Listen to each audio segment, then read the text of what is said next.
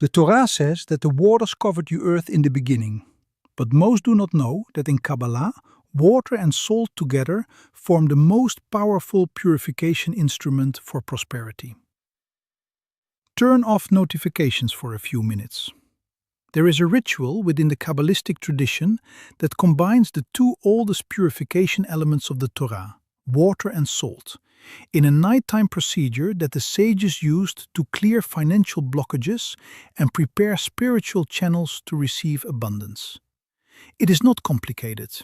It does not require expensive materials, but it requires kavanah, true intention. And when kavanah is real, tradition teaches that even the simple becomes sacred. In my family, the story of Aunt Hadassah is told, who arrived in Brazil around the year 1935, coming from the region of Syria, from the Jewish community of Aleppo. She had a nightly ritual that she practiced without fail. A basin with water and salt next to her bed.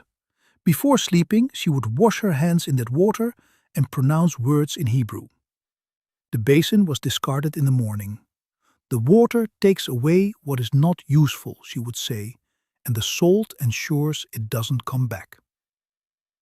If this theme resonates with you, subscribe to the channel and let me know in the comments. Do you use water and salt in any spiritual practice? In this video, you will discover three things. First, the biblical and Kabbalistic foundation of purification with water and salt. Second, how to combine these elements to create a spiritual cleansing ritual aimed at Parnassa. Third, the complete step-by-step guide to practice tonight. In the Torah, water is the first element mentioned in creation, and the Spirit of God hovered over the waters. Water precedes everything. In Kabbalah, water, mayim, represents chesed, unlimited divine kindness. Water flows, adapts, seeks the lowest place, just as God's kindness seeks to reach even the humblest. O salt, melach, as we have already learned, represents brit, covenant. It also represents gevurah, the strength that contains, preserves, and purifies. When you combine water and salt, you are creating a mixture of chesed and gevurah, kindness and strength. In Kabbalah, this combination produces tiferet, harmony, balance. And tiferet is the central sephira of the tree of life, the point where all abundance harmonizes before descending into the material world. That is why salt water appears in the Seder of Passover, on the night of Easter. It represents the tears of suffering transformed into an instrument of liberation.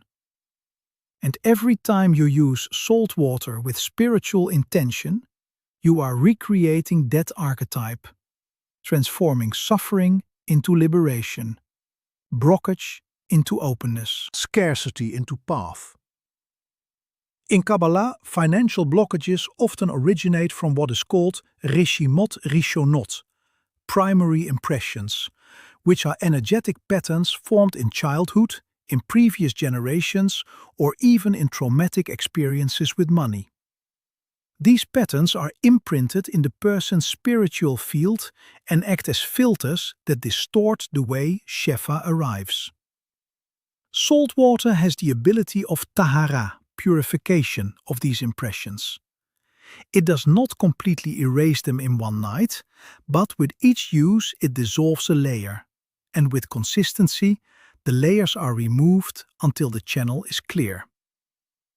Imagine someone like Tiago, a university professor, intellectually brilliant, but with a conflicted relationship with money since childhood.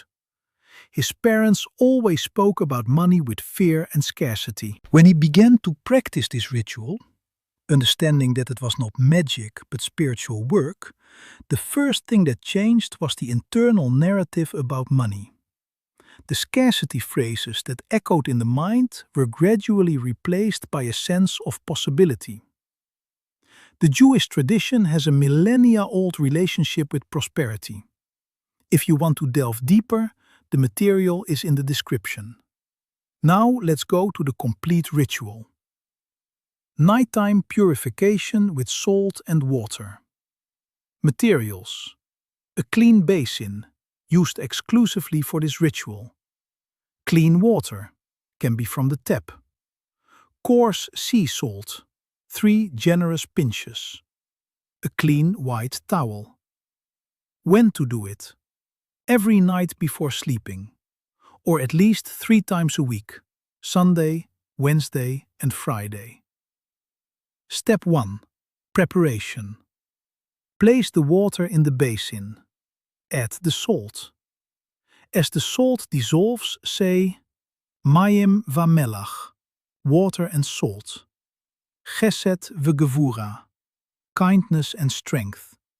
Create tiferet, harmony, in my channels of Parnassa. Step 2. Immersion of the hands. Submerge both hands in the salty water. Hold for 1 minute in silence. While your hands are immersed, visualize all negative energy, fear, anxiety, patterns of scarcity, leaving your hands and dissolving in the water. Step 3. Ritual washing. Remove your hands and wash them with the salt water 3 times each. Right, left, right, left, right, left. While washing, say, Taher libile of decha be'emet. Purify my heart to serve you with truth. Step 4. Drying and declaration. Dry your hands with the white towel. Look at your palms and declare, these hands are purified. They are instruments of beracha. What they touch tomorrow is blessed. Step 5. Disposal of the water. Throw the water in the toilet or down the drain, never in the garden or kitchen. The water carries what has been removed. Say while disposing, what does not serve goes away. What is a blessing remains. Do this for 21 consecutive nights. Then evaluate and extend to 40 if you feel the work is still necessary. What this practice cultivates? Consistently, the nightly purification creates a ritual to close the day that removes accumulated negative spiritual impressions and prepares you to receive the new day with clean channels. If you practice, come back here and share. Let's recap. Water, chesed, plus salt, gevura, equals tiferet, harmony. Nightly hand purification ritual. Conscious disposal of the used water. 21 to 40 nights. My blessing for you. May the waters of divine chesed wash away every blockage in your life. May the salt of the covenant preserve every blessing. May the harmony of Tiferet balance your channels. And may each morning you awaken with clean hands, an open heart, and illuminated paths. Yevarechecha Adonai v'yishmerecha. Ken Yehi Ratzon. Amen. If this teaching was helpful, leave a like, subscribe, share. In the next video, I will reveal how the first letter of your name carries a code of prosperity in the Jewish tradition. I'll see you there. Shalom Aleichem. See you at the next study.